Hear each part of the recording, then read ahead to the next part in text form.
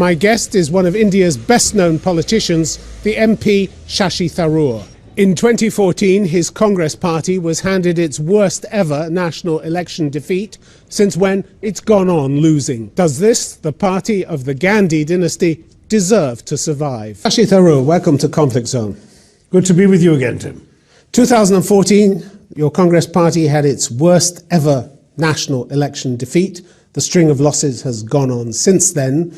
Is it time to kiss the party goodbye?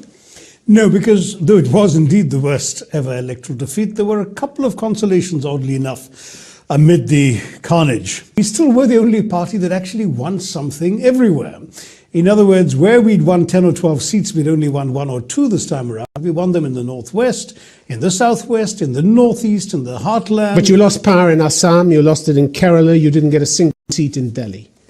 You're now referring to the election since 14. I was talking about 14 But since 14, what we've done well has been Bihar, where we are in power after a very long time. And what we've done not so well, I would suspect, is the states you mentioned, where we had been in power for some time, and anti-incumbency is a very powerful factor. But you have a losing ticket, a proven losing ticket with Sonia Gandhi and Rahul Gandhi. You have a man in Rahul Gandhi who clearly doesn't even want to be in Parliament, does he? That's one of the worst attendance records, doesn't he? Worst attendance records. It's 54%, the national average is 81%. Since 2014, his attendance rate was 54%. Number of questions asked, 0. Private members' bills, 0. A below-average MP by every measurement. Except that he's also a party leader here, and sometimes... But he's not a winning ticket, Shashi Tharoor, is he? He's not a winning ticket, he's a losing ticket. He has won in the past and can win again. How many train wrecks can this party absorb?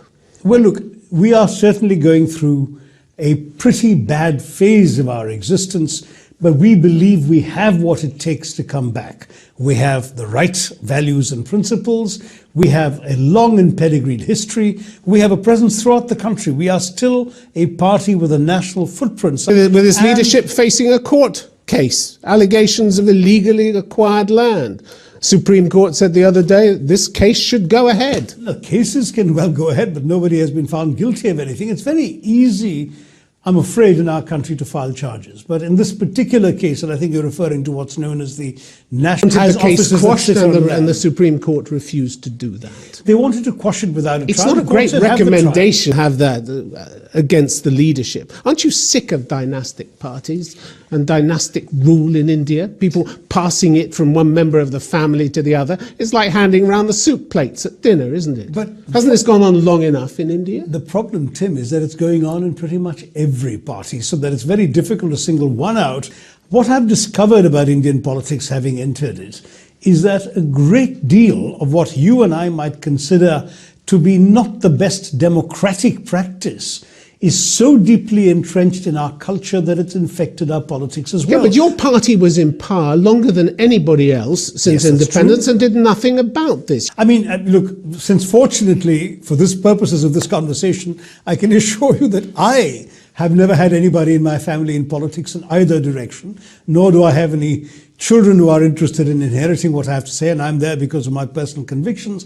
Let me say that don't think that's healthy? Family invade this profession too does not objectively seem ideal, but it's rampant throughout all. Had more time than any other party to do something Tim, about listen, this. Over 3,000 years, we have Bollywood film stars who are the sons of Bollywood film stars. We have dentists who are the sons of dentists. We have carpenters who are the sons of carpenters. Ours has become a culture. That's how the caste and you have system crooks began. sitting in Parliament. September 2013, The Hindu reported that 30% of sitting MPs were facing criminal charges against them. And this continues to this day, and your party is as bad in this, if not worse, than the BJP.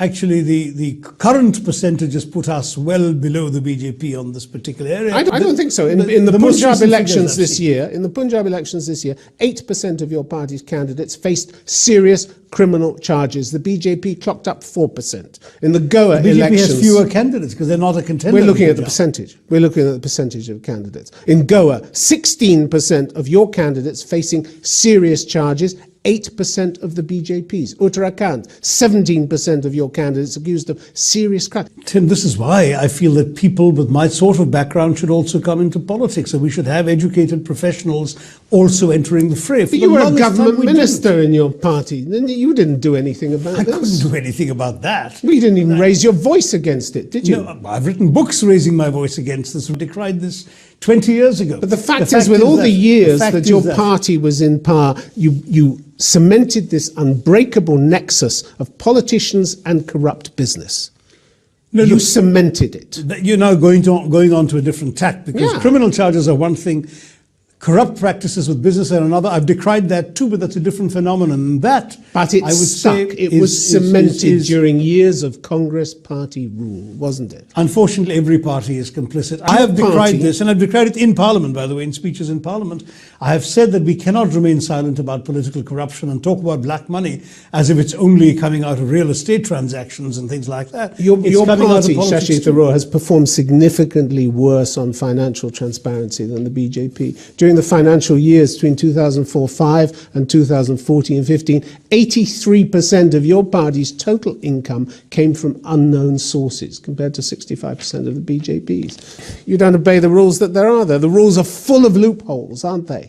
And that's why they need to be changed. And in fact, one of the proposals which has come up now is that the anonymous donations have to be capped at a much lower figure. I think it's 2,000 rupees rather than 20,000 rupees. Let's go back to something you said, February 2014. You wrote that the UPA, the Congress-led government, had demonstrated a commitment to accountability and transparency and had taken unprecedented measures to bring transparency into India's the Right to Information Act, often opaque systems.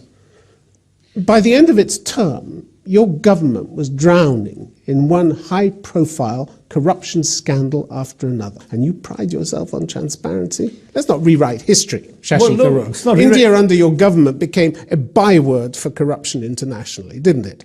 Well, let me say that the reference in my statement that you quoted was above all to the Right to Information Act, under which any Indian citizen can put a letter on a postcard or a sheet of paper and have information made available about every penny of taxpayers' money being spent or misspent by the government, ensuring that the conduct of elected officials is indeed made transparent. But it didn't affect the scandals. It didn't affect these huge financial scandals that your government perpetrated. The Commonwealth Games, for instance, in 2010, which ended up costing 18 times its original budget. Well, look, Central Vigilance Commission said around $1.8 billion had gone astray. The telecom scam, cash for votes. But the question is, Tim, there's been an opposition party in power for the last 3 years. Why has no one been convicted of these scams really were what they were portrayed as being?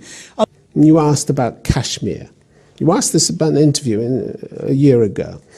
And you talked about human rights abuses, and you said rather casually, as far as the wrongs in Kashmir are concerned, Indians have been the first to acknowledge them, to take action.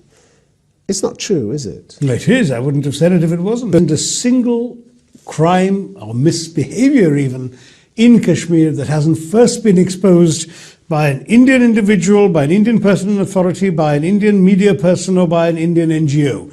In other words, Indians are the first to bring these up. It's impossible But this is a complete variance.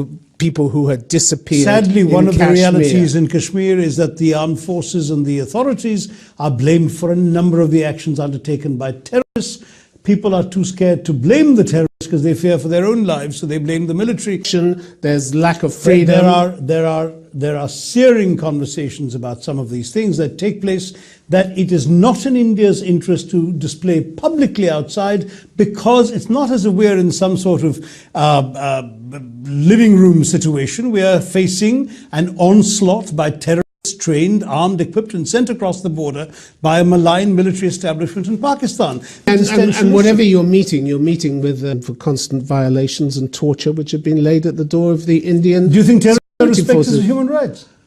You claim to be a democracy. They exactly. Don't. You claim to be a democracy. That's why I went to a different standard. And we do. Also very many good examples of outstandingly responsible, supportive behavior towards the local population, of which I can give you many examples. Your interlocutors you're singling out certain details which, in the course of an ongoing 25-year war imposed upon us with a terrorist onslaught that have been taking innocent civilian lives as well as military lives day after day. The detention of political prisoners without the process of law. So I ask you again, are you proud of India's record in Kashmir? I can tell you what I am That's proud not of. a proud I'm list, proud of the it? fact that free and fair elections have been held despite the interlocutors reported one that. election rigged in 1987. That's what they're referring to. I know the interlocutors.